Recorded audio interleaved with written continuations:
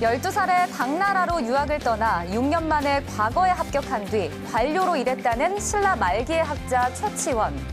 그는 중국에 있는 동안 무려 만여 편의 글을 지었다고 전해지고 있습니다. 문장가로, 유학자로 우리의 기억 속에 또렷이 남아있는 최치원. 그의 흔적을 따라 여행을 한번 떠나봅니다. 통일 신라 말기에 활동한 최고의 유학자 최치원. 그의 숨결을 따라 걷는 전북 여행이 시작된다. 첫 번째 여행지는 전라북도 정읍시에 위치한 무성서원. 이곳은 이제 칠보의 이제 무성서원인데요. 지금 최치원을 주벽으로 모시고 있으면서 지금 전라북도에 유일하게 남아있는 사당이라고 할 수 있습니다. 정읍의 옛 지명인 태산의 군수로 부임했던 최치원을 기리는 사당인데 영상입니다. 영상. 나중에 영의정을 했어요. 영상 20 채응 불망비입니다. 그래서 무성서원을 이렇게 보존하게 된 것을 잊지 말아라. 이런 어떤 기념비가 되겠습니다. 흥선대원군이 서원 철폐령을 내렸을 당시 영의정을 역임한 대원군의 형 이최웅의 도움으로 무성서원은 살아남을 수 있었다 한다. 태산사로 시작해 조선 숙종 때 무성이라는 사액을 받아 무성서원이란 이름으로 남게 됐다. 통일신라 말기 태산 군수로 지내며 남긴 그의 유풍이 오늘날까지 남아있는데 공자님이 무성연에 가서 현가지성이라 음악 소리를 들었다. 그래서 여기도 고은 최치원과 같이 백성을 진실로 유아적 교화로 사랑하는 이런 분위기 때문에 여기도 무성서원과 현가루라. 그래서 공자님의 그런 예약사상과 최치원 선생님의 이런 것이 맞춰서 이렇게 무성서원과 현가루가 이렇게 있게 된 거죠. 현가루란 검은고를 연주하며 논인다는 뜻으로 무성서원과 함께 위치해 있다. 여기는 뭐 어떤 곳인가요? 여기는 이제 무성서원의 이제 태산사 이제 제사 공간인데요. 이제 최치원 선생님 또 이제 신잠 선생님, 정극인 선생님 등을 모시는 이제 제사 공간이 되겠습니다. 2014년 12월 국립중앙박물관에서 장기 임대받은 최치원의 초상화. 중국 당나라 복식과 승려의 초상화 형식을 띈 것이 특징인데 1925년에 석지 채용신이 그린 건데요. 석지 채용신 선생님은 고종황제 이제 어진을 그리신 분입니다. 원래는 쌍계사본이 순천으로 갔다가 그 순천에서 다시 무성서원으로 왔습니다. 그래서 1700년대에서 이제 무성서원으로 오게 되는데요. 그 영정을 1831년에 다시 계모를 했고 그 계모된 영정을 석지 채용신 선생님이 다시 다시 계모한 작품이 되겠습니다.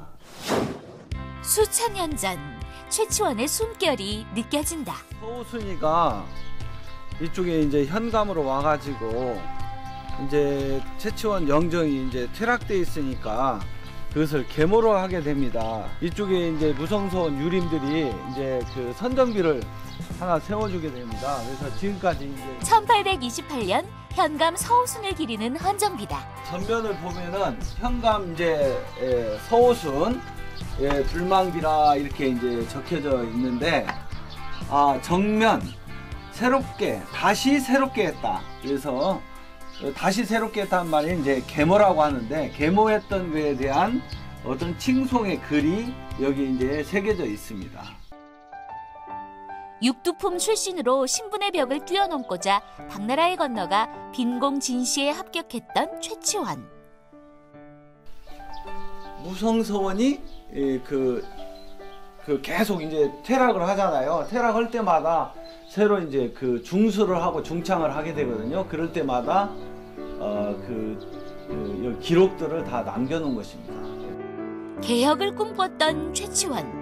이곳 정읍은 그의 첫 외직 부임지이기도 하다.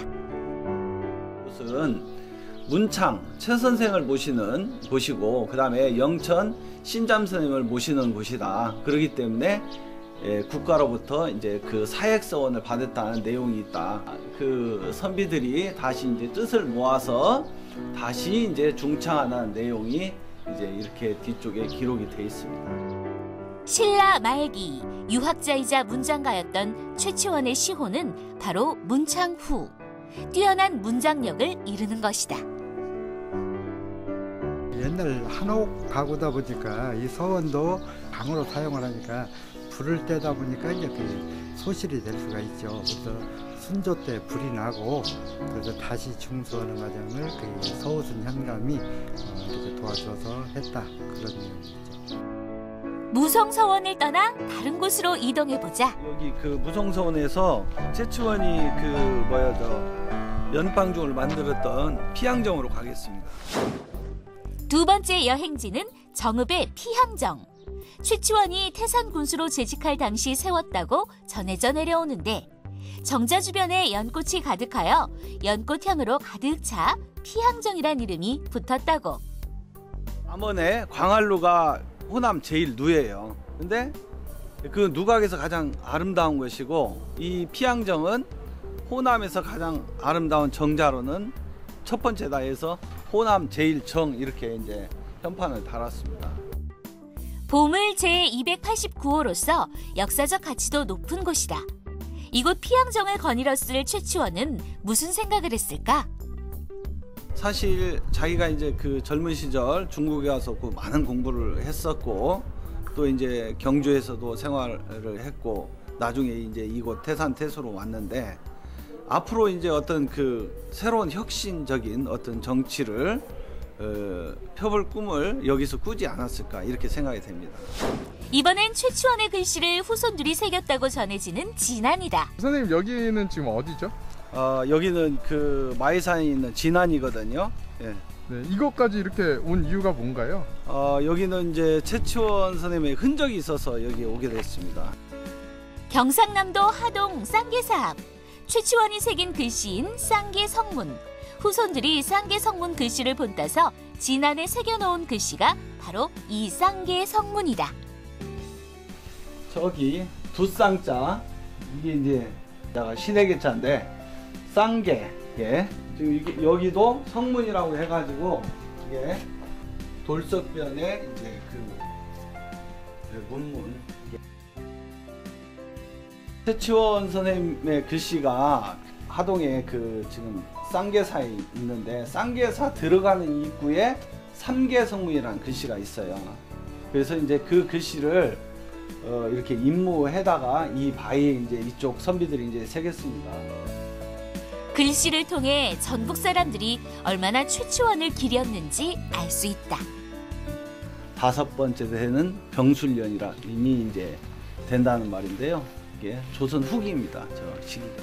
통일신라 시대 때의 분이지만은 고려 시대를 지나서 조선 시대까지 최치원의 어떤 그 선비적인 어떤 정신이랄까 이러한 어떤 서체적인 어떤 힘이 계속 후세까지 이어졌던 거죠. 세 번째 장소는 전북 군산. 선생님 안녕하세요. 네, 안녕하세요. 최치원 선생의 설화가 묻어나는 장소들이 많은 군산 역시 재미난 여행지다. 고려 현종 때 최치원 선생에게 문창후라는 시호를 내려요. 그 이유는 최치원의 제자들이 태조 왕건이 고려를 건국할 때 많은 도움을 주어서 그 고려에서는 최치원을 도선국사와 함께 호국신으로 추앙하고 있었어요.